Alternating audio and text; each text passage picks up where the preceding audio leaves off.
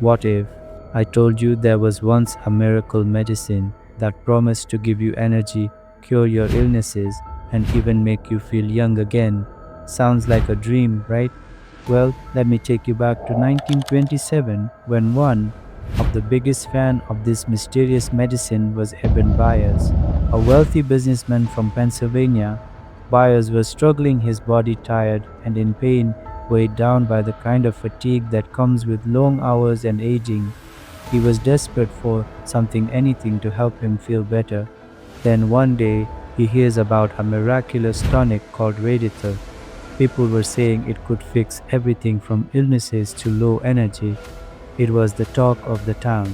Byers got curious, and a man, calling himself a doctor, told him about Radithor, a drink that would supposedly give him strength, energy, and heal all his problems.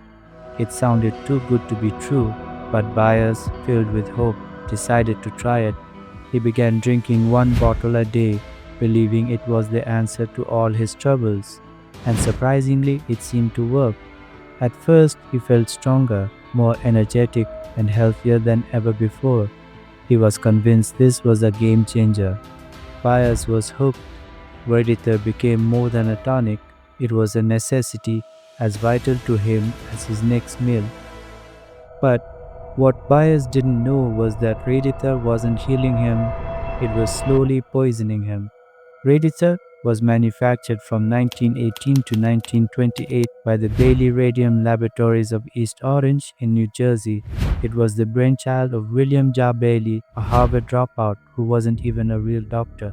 Yet, he boldly advertised Radithor as a cure for the living dead and perpetual sunshine. It was marketed as a cure-all, even claiming to treat impotence. Byers trusted it completely, but over time, his body began to show terrifying signs of something horribly wrong. His teeth started falling out. His jaw began to rot away, a condition later called radium jaw. His once healthy skin turned pale, his bones ached, and he lived in constant pain. And doctors were shocked. What was happening to him?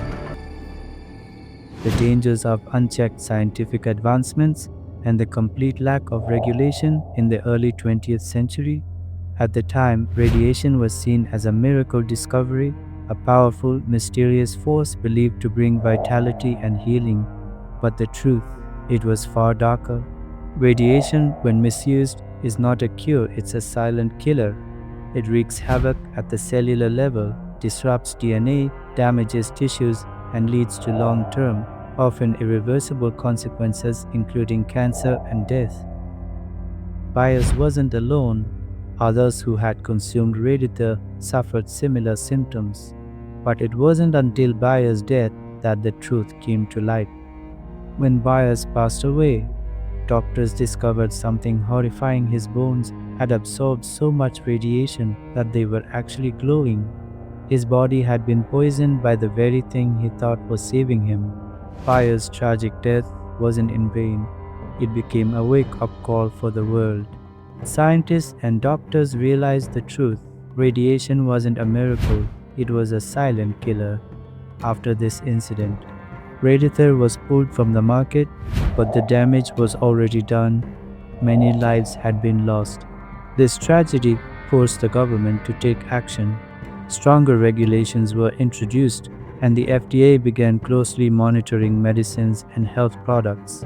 It was a horrific moment in history, a lesson learned at a great cost.